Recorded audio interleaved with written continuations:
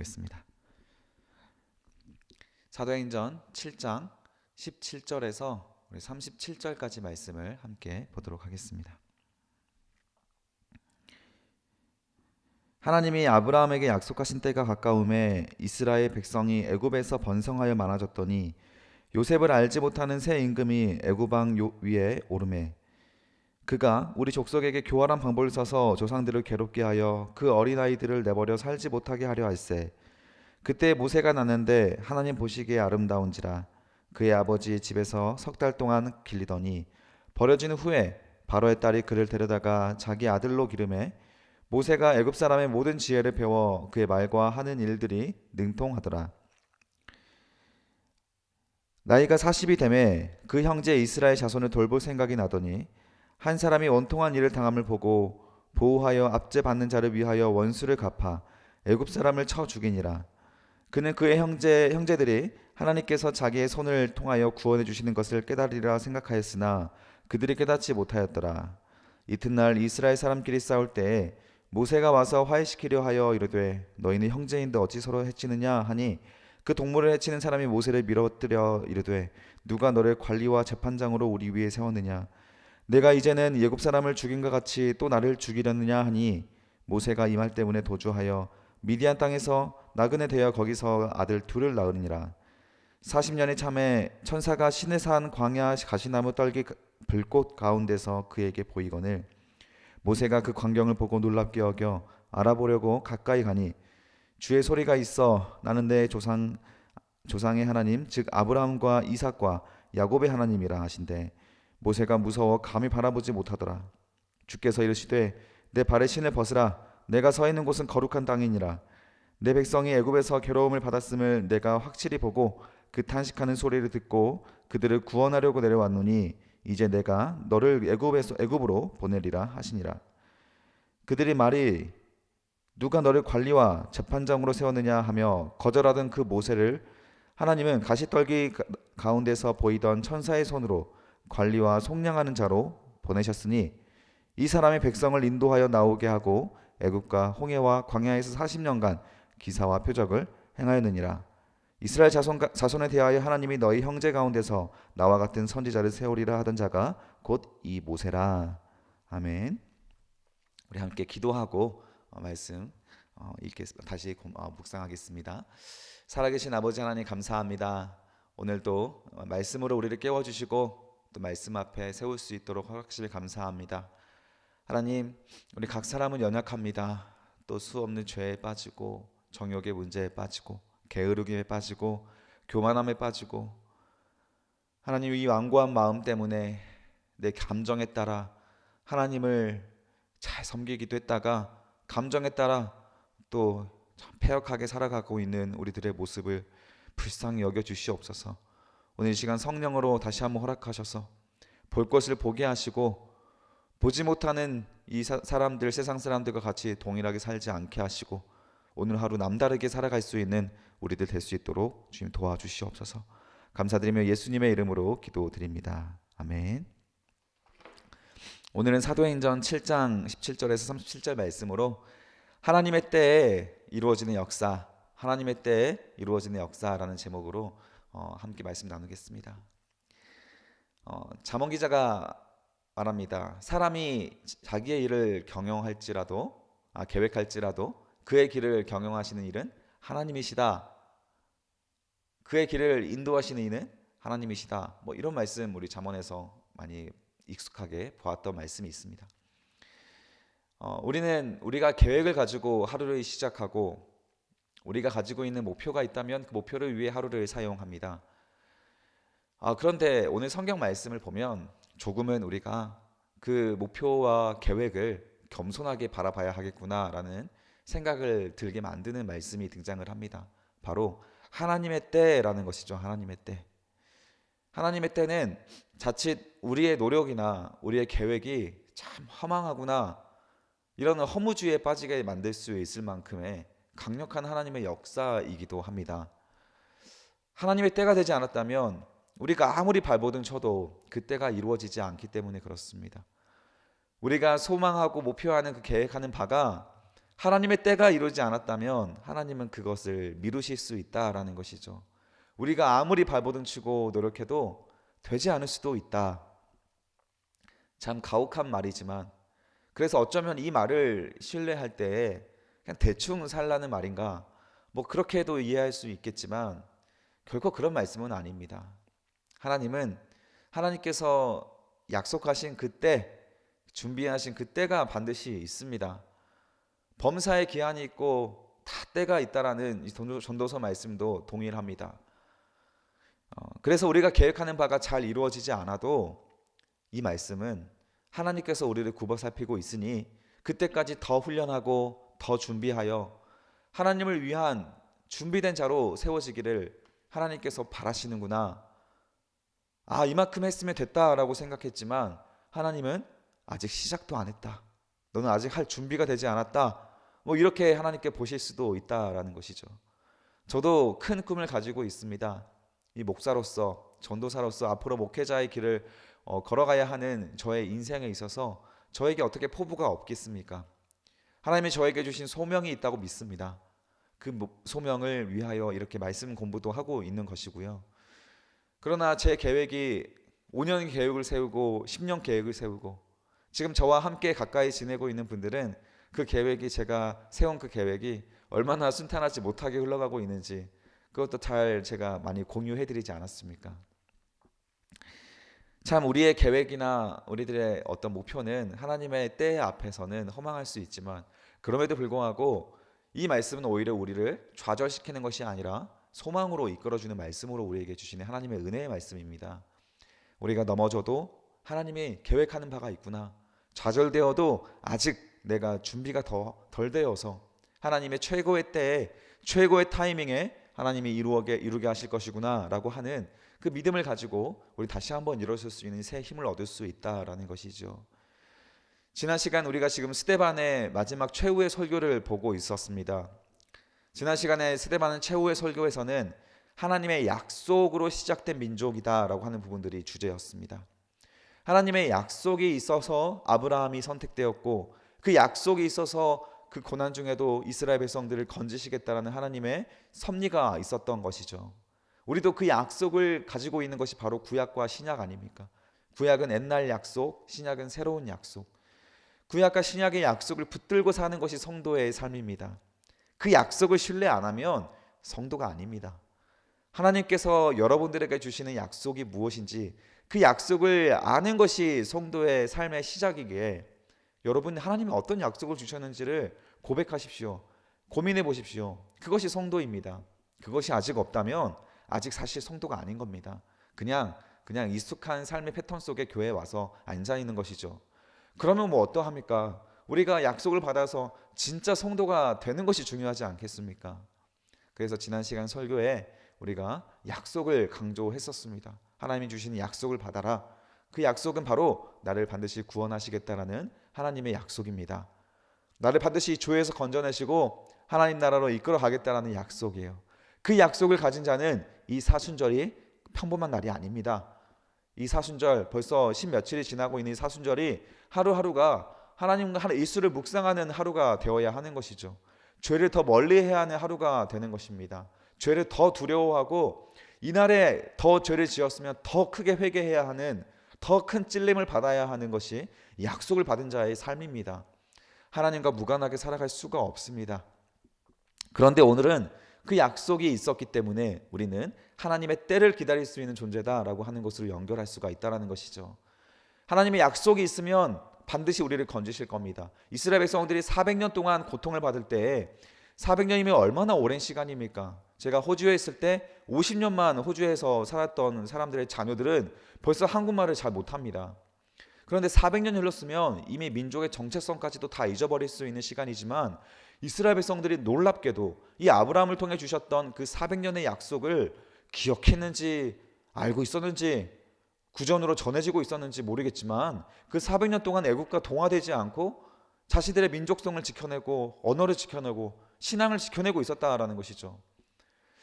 참 이런 모습들을 보면서 이스라엘 백성들이 보통 민족은 아니다. 그러나 그들이 그렇게 할 수 있었던 이유, 약속이 있었기 때문이다.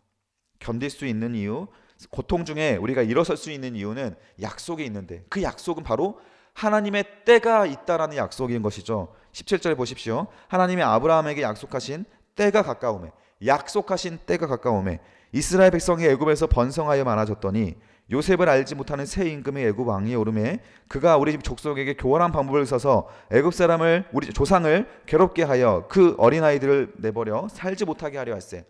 상황이 바뀌었습니다. 세상은 변합니다. 지금 초강대국이 미국입니까? 러시아입니까? 중국입니까? 시대에 따라서 바뀔 수가 있습니다. 우리나라는 어떻습니까? 우리는 얼마 전까지만 해도 일제 식민지하에 있는 정말 약소국이었습니다. 지금은 G7에도 초청받는 경제 대국이 되었습니다. 우리나라가 이렇게 될 걸 알고 있었습니까? 바로 머리 위에 북한은 전혀 다른 인생을 살고 있습니다. 그 전에는 100년 전까지만 해도 평양은 잘 사는 그런 우리 어떤 환경이었지 않겠습니까? 그러나 시대는 바뀌고 변화되고 또 시대는 더 우리가 우리의 예상하는 대로 또 걸어갈 때도 있고 또 예상하지 못하는 방향으로 갈 때도 있고, 참 시대라고 하는 것은 허망할 만큼 빠르게 바뀌고 변화되는 것이죠. 우리 어른 세대 분들이 자녀분들하고 못 따라가는 이유가 무엇입니까? 이 IT 세대가 되면서 너무 어려워지지 않았습니까? 모든 기기나 또 우리 어른분들도 부모님 세대도 그 부모님 세대보다 훨씬 다른 세대에 살고 있습니다. 컴퓨터가 빠른 속도로 보급이 되어가면서 전혀 다른 인생을 살아가고 있지 않습니까? 시대는 바뀌고 환경을 바뀌는 그 가운데서 변하지 않는 것이 무엇이 있습니까? 바로 하나님의 약속은 안 변한다라는 것이죠. 지금 이스라엘 백성들에게 큰 위기가 왔습니다. 요셉이라고 하는 절대 권력, 절대 총리 앞에 그 요셉이 만들어 놓은 그 안정망 안에 애굽에서 이스라엘 백성들이 평안하게 살고 있을 때 이제 그 안정망이 끊어지는 위기가 찾아왔다는 것이죠. 요셉을 알지 못하는 왕이 세워지고 말았습니다. 그 왕은 이 이스라엘에 대한 정책을 핍박 정책으로 바꿨습니다. 박해 정책으로 바꿔버렸습니다. 이스라엘 백성들이 인구가 기하급수적으로 늘어나는 것을 보면서 막 200만 명 가까이 막 늘어나는 것을 보면서 이들을 그대로 내버려 두면 안 되겠다라는 생각이 들었던 것이죠. 우리 애굽 사람이 아니다. 저들은 이스라엘 사람이다. 400년이나 지났는데도 한 민족이 되지 못하고 애굽 사람들이 위협을 느끼고 그들이 성장하고 있는 모습을 바라봤다라는 것이죠. 따라서 그들을 애굽의 노예로 만들어 버립니다. 그리고 남자아이가 태어나면 다 죽이라는 끔찍한 명령을 내리게 되죠. 자, 그리고 남자아이가 태어났을 때 태어난 한 사람이 바로 모세입니다. 남자아이가 태어나면 죽이라고 했던 그 잔인한 시대에 태어난 사람이 바로 모세이죠. 모세도 남자입니다. 그래서 모세가 이 어머니 품에서 자라지 못하고 강으로 나일강에 이렇게 떠내려 보내서 그 떠내려 보냈던 갈대 상자가 하필 또 공교롭게도 애굽에 그 잔인한 명령을 내렸던 왕의 딸 공주에게 흘러가지 않습니까? 그래서 공주가 또 마침 보니까 출애굽 공부할 때 말씀드렸죠. 마침 그때 또 자녀가 없어서 스트레스 받고 있을 때였습니다. 그러니 그때는 또 나일강의 신이 아닙니까? 이건 나일강이 내려주신 신이다 라고 하면서 모세를 자신의 아들로, 양아들로 받아들입니다. 그리고 이름을 모세라고 지어주죠. 물에서 건져낸 자라는 뜻입니다. 나일강에서 선물해 주신 그 모세를 참 어쩌면 그들은 또 종교가 절대적인 나라였기 때문에 그 모세를 이렇게 애지중지하면서 키웠을 것입니다. 자, 그 20절 보십시오. 그때 모세가 났는데 하나님 보시기에 아름다운지라. 그래서 21절에 보니까 버려진 후에 바로의 딸이 그를 데려다가 자기 아들들로 기르매. 22절 보시면 모세가 애굽 사람의 모든 지혜를 배워 그의 말과 하는 일들이 능하더라. 나이가 40이 되매, 동그라미 해주십시오. 40이 되매 그 형제 이스라엘 자손을 돌볼 생각이 나더니, 동그라미 쳐주십시오. 자, 보시면 40년이 되었습니다. 40세가 될 만큼 아직도 이스라엘 백성들은 첫째 아들이 태어나면 어떻게 됩니까? 죽임을 당합니다. 뭐 그 정책이 언제까지 지속이 되었다, 그 사이에 그 정책이 끝났을 수도 있겠지만 이스라엘 백성들의 고통은 끝나지 않았습니다. 이스라엘 백성들의 노예 생활은 끝나지 않았습니다. 그래서 이스라엘 백성들의 그 어떤 인구는 계속 줄어들고 있는 상황이었다라는 것이죠. 왜 하나님이 이스라엘 백성들을 40년 동안이나 기다리게 하십니까? 모세가 태어났으면 왕궁에서 어느 정도 한 20살까지만 돼도 이제 성인이 되지 않았습니까? 그러면 좀 나와서 또 하나님의 역사를 보이던가, 아니면 그 사이에 있었던 사람을 통해서 이스라엘 사람들을 좀 돌보면 되는데 왜 상황이 바뀌지 않습니까? 상황은 어려워질 수 있습니다. 그 상황이 어려워진다고 하더라도 하나님께서 모르고 있다라는 것이 아니죠. 하나님이 400년을 약속하셨기 때문에 400년을 기다리신 겁니까? 정확히 그 400년에 출애굽한 것이 아닐 수도 있습니다. 왜냐하면 스데반이 우리가 지금 설교하고 있는 중에 보시면 430년이라고 말하지 않았습니까? 우리는 400년이라 알고 있는데 또 정확한 시기는 언제인지 모르죠. 정말 모세가 400년에 태어나고 모세가 80세가 될 때 이스라엘을 출애굽시켰기 때문에 480년째 나왔을 수도 있는 것입니다. 그건 정확한 날짜는 중요하지 않고 왜 이스라엘 백성들의 고통이 지속되는가라는 것이죠. 그것은 바로 하나님이 준비하신 그때가 아직 되지 않았기 때문이다라고 하는 것밖에 우리는 해석할 수가 없습니다. 이스라엘 백성들이 아무리 노예 상태에서 벗어나고 하려도 하나님이 정하신 그때가 되지 않았다면 이스라엘 백성들은 그 노예에서 벗어날 수가 없는 것이죠. 이것은 하나님의 잔인함으로 보여질 수 있겠지만 사실 성경은 이것을 하나님의 은혜라고 말하고 있습니다. 사실 우리도 그렇게 살아가고 있기 때문에 그렇습니다. 세상의 노예가 되어서 세상에 끌려다니면서 박해를 받아가며 어려움 속에 경쟁하며 치열하게 살아가고 있는 우리나라, OECD 국가 중에서 독보적으로 자살률 1위를 기록하고 있는 우리나라, 출산율이 0.78명인데 2030년대가 되면 2030년도만 돼도 0.6명대로 떨어질 거라고 전망하는 사람들도 많이 있을 만큼 답이 보이지 않는 우리나라. 지금은 뭐 의료 대란이 일어나서 보십시오. 자기 기득권 지키고 이권 싸움에 생명을 막 담보로 그렇게 싸우고 있는 모습들도 드러나고, 정치인들을 보면 전혀 이 민족 우리 백성들을 생각 안 하고 정책하고 있는 사람처럼 보이기도 하고, 소망이 안 보이는 그런 나라를 우리가 좀 살아가고 있지 않습니까? 참 어려운 세대를 우리가 살아가고 있는 이때 이 환경은 갈수록 더 어려워질 것이고 더 힘들어질 이 세대 가운데 살아가고 있을 때 하나님이 왜 우리나라를 굽어 살피지 않겠습니까? 하나님은 때로는 그 어려움 중에 그냥 내버려 두실 수도 있다라는 것이죠. 하나님이 기다린 것은 무엇입니까? 바로 23절 마지막 부분에 보면 모세를 기다리고 있었던 거예요. 이스라엘 백성들을 돌볼 생각이 남에 갑자기 이스라엘 백성들에 대한 극률한 마음이 생겼다라는 것이죠. 40세라면 이미 정체성은 애굽 사람입니다. 왕의 교육을 받았다면 이미 왕자입니다. 자신은 히브리 민족이라고 생각하지 않습니다. 그런데 갑자기 그 마음이 생겼던 것은 하나님의 은혜의 때가 되었다라는 것이죠. 그러나 이 40세가 된 왕자 모세는 하나님께서 사용하실 수 있는 상태가 아니었습니다. 왜냐하면 이때는 왕자로서 자신이 모든 것을 할 수 있다라고 생각하는 교만한 마음이 있기 때문에 그렇습니다. 하나님은 교만한 자를 사용하지 않습니다. 그래서 이 모세를 하나님께서 40년간 더 훈련시키시기로 하십니다. 보십시오. 24절에 보면 한 사람이 원통한 일을 당함을 보고 압지 않은 자를 위하여 원수를 갚아 애굽 사람을 쳐 죽이니라. 한 노예가 억울한 일을 당하여서 그렇게 막 맞아 죽어가고 있으니까 그 노예 군사를 쳐 죽였던 것이죠. 그래서 그는 형제들이 하나님께서 자기 손을 통하여 구원해 주시는 것을 깨달으라고 생각하였으나 그들이 깨닫지 못하였다. 모세가 자기가 이렇게 행동을 하면 이스라엘 백성들이 자기를 기뻐해 줄 줄 알았다는 거예요. 그러나 이스라엘 백성들은 모세를 기뻐하지 않았습니다. 40년 동안 자신들을 돌보지 않았던 저 모세, 이제 와서 우리들 앞에 네가 지도자가 되려 하느냐. 모세는 한번 거절을 경험했습니다. 이스라엘 백성들 앞에 모세는 인정받지 못했습니다.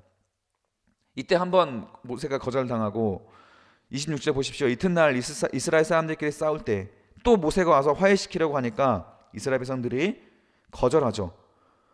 그 동물을 해치는 사람이 모세를 물어뜨려 이르되 누가 너를 관리와 재판장으로 우리를 세웠느냐?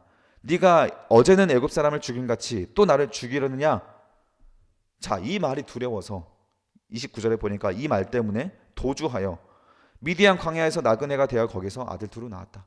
자, 광야 사막으로 도망하여 40년을 살게 되었습니다. 자세한 내용을 우리 출애굽기에 살펴보면 알 수 있지만 모세가 하나님께서 40년 뒤에 또 나타나셔서 모세에게 가라고 하십니다. 너의 민족을 구원하라 라고 말씀하실 때 모세는 거절하죠. 그 이유가 무엇입니까? 여기서 한번 거절을 경험해봤기 때문에 그런 거예요.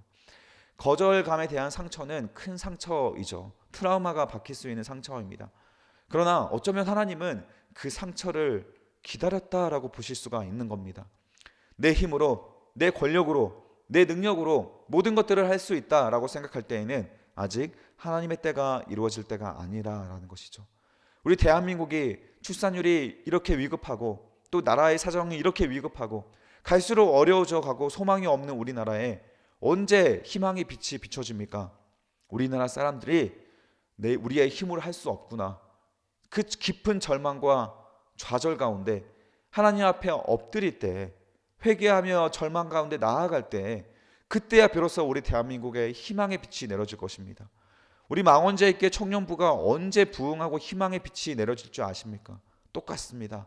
여러분들이 하나님이 아니면 할 수 없다라는 그 광야를 경험하고 하나님의 말씀을 사랑하고 하나님 앞에 자복하여 엎드려 이 사순절의 기간을 더 긴장감 있게 보낼 수 있는 신실한 주님의 자녀가 될 때 우리 망원자의 교회 청년부는 부흥할 것입니다.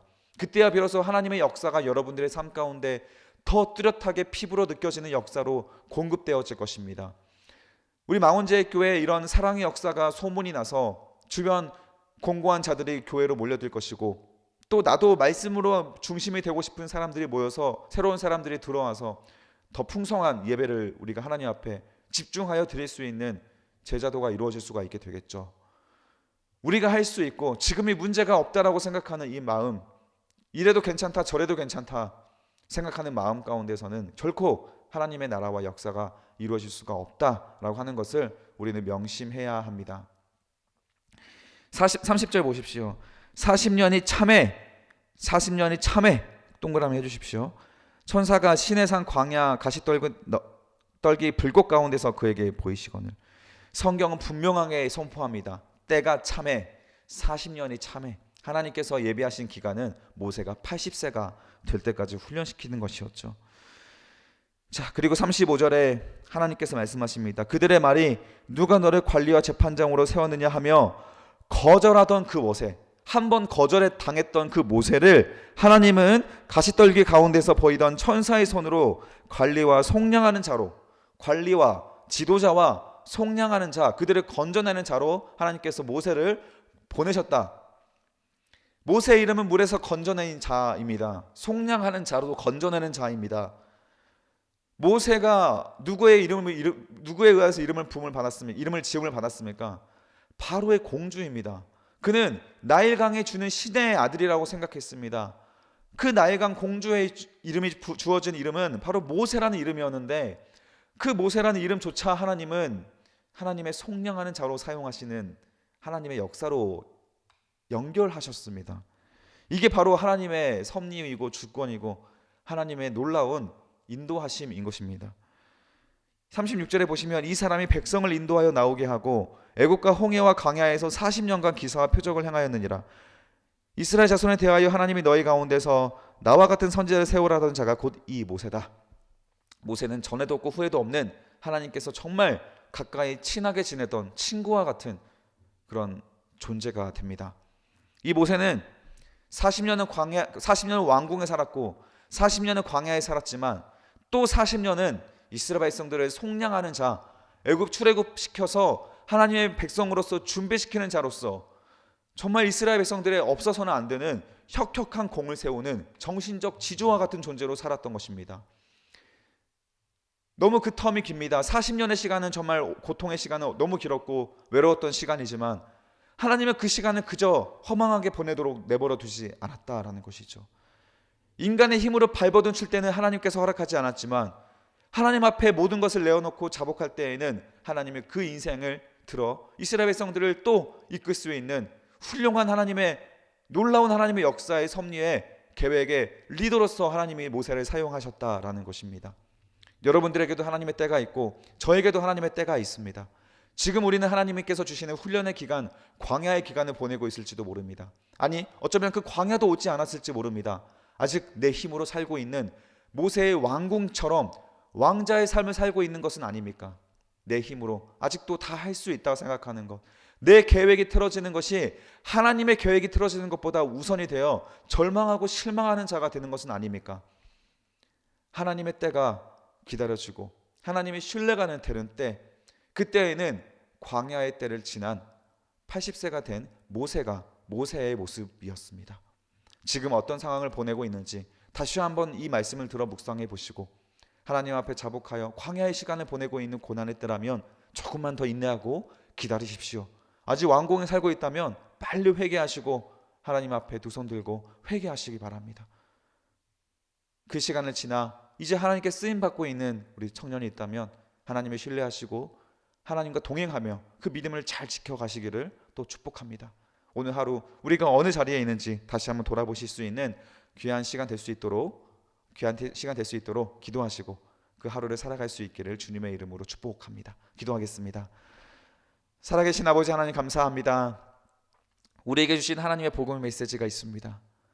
우리가 잘 될 때, 우리의 힘으로 가능할 때, 그때는 아직 하나님 앞에 기다려야 할 때이고 하나님 광야가 오지도 않아 어쩌면 회개해야 할 때일지도 모릅니다.